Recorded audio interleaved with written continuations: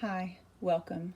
My name is Kristen Moffett, and my topic today is over Communism USA. Communist Party United States of America, CPUSA, was founded in 1919 by C.E. Ruthenberg. His beliefs were based on the beliefs and writings of German philosopher Karl Marx. Now let's look at the definition of communism first. It is an economic system where the group owns the factors of production.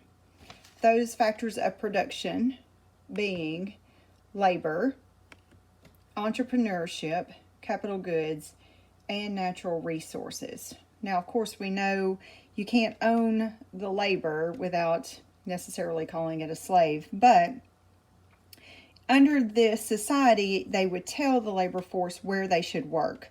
Workers would work doing what they knew, possibly what they were good at, and proceeds would go to the workers, not to the capitalist owners. So we'll see how that will affect things later. But also they would work and help take care of those who couldn't work, or maybe don't want to work or don't have a trade. They would pay them either with their goods, services, or the money they earned. Another definition, of course, it is derived from Karl Marx, who was a German philosopher. It advocates class war. The property is publicly owned, eliminating any private owned property. So we wouldn't have to worry about our houses looking different anymore. Everyone would live equally in the same assigned home. There would be no point in working harder than your neighbor because there wouldn't be anything that would be put in it, or you wouldn't get anything out of it, basically. Again, equality for all, including housing, healthcare, and goods. And each person is paid according to their ability, but again, someone else determines your needs and your abilities to be the same as everyone else's. Now, there are a few examples of communist leaders in history. This began in Russia in 1917 with Lenin, and then at his death, his secretary of state, possibly. His successor was Stalin, and those are some of the most popular. And then there's Hitler, of course, and he believes in fascism, and Hitler believed also that fascism is that there is a supreme race. And then, of course, Castro. And it is still seen in a handful of countries today. Now, it's important to know that communism was established by force and would imprison or deport those in opposition, usually by military force with multiple deaths, all from people who say they are for the greater good, of course. Now, let's take a look at Communism USA. Their constitution states that their principles are rooted in today's struggles. They are informed by history and experience. So, of course, they want to learn from it, I would hope to guess. And also, a vision of socialism. There would be a leading role of the working class.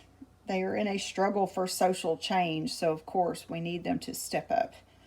The working class unity is essential, so they're grasping for anyone who feels oppressed, and we will get to that. And there's a fight against racism.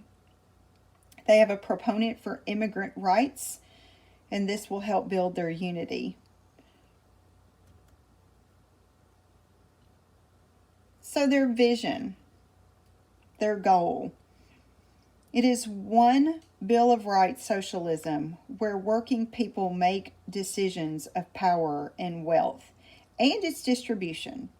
And then, of course, the distribution of wealth for, what do we use it for? Education, healthcare, housing, nutrition, recreation, arts, culture. And they want this culture to be, of course, in a clean, non-polluting economy, which means there will be no factories and possibly no trucks for distribution. No trains. I'm not exactly sure how they think they're going to get all of our goods across America anymore. According to People's World.org, this philosophy of thinking is trying to reach more people through digital and social media, which, does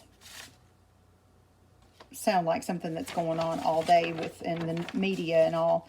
Now, their goal is to seek intersections between issues and class, race and gender, and all who face oppression. And of course, if you're not sure if you're facing oppression, I'm sure we could just ask them and they would let you know if you were. Women who face oppression, anyone different who feels oppression, anyone not getting ahead, not making enough money, may be facing oppression. So of course you can see that they go towards the multiracial, working class, community of color, women and youth. Prisons are abolished under this vision. There was no clear statings as to what they were going to do with prisoners that I read. I assume they would just not be any crime in their system. Walls would become bridges, weapons into plowshares, because they're going to do away with the military. Smokestacks become wind turbines.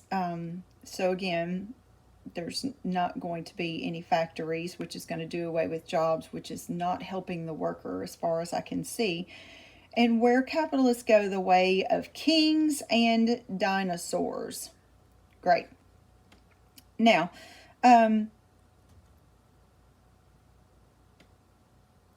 how it works, it is in fact a Russian-inspired, Moscow-dominated, anti-American, quasi-military conspiracy against our government, our ideals, and our freedoms.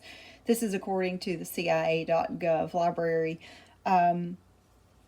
Again, they are targeting and seeking out our young people who may not, may not have the value and belief system from parents or from both parents living together. These are very impressionable young people. They are naive. They may not have had to work for anything or not had that role model of somebody who has had to work for something. They don't know how to work. Or maybe they're just too lazy to work for something, and this just seems to be the better of it all, is that somebody will give it to them, find them a job, and they won't have to worry about such things. So they are targeting our young people, which is not fair in the grand scheme of things. But, they envision socialism and they want to educate in the spirit of Marxism. Now, the ideas the Communist Party USA helped pioneer are now in mainstream. We see these as Social Security, which was supposed to be a bridge just to get people back on their feet, and now we are just aiding them, most of them. Industrial unionism, equal rights, black, brown, white, unite and fight, universal child care, community control of the police, and the slogan, people before profits. In closing, for them to think all of these things and that this is what they envision, there is no more United States and why our forefathers even came over here to start a new life. There will be no difference in everybody. We came over to build a new life for our families, to seek religion, to seek new opportunities, and to be different from everybody. This was the very thing that they came over and founded America, was to try to escape this. It's amazing to me the things that I have found out, I guess, through this. I never knew this organization even existed, or that one could exist with the name communism in the United States. But again, this would take away our reason for getting up and going to work every morning and trying to be different or trying to make a better life for ourselves. Why would we need to make a better life if we're all in the end just going to be the same? Thank you.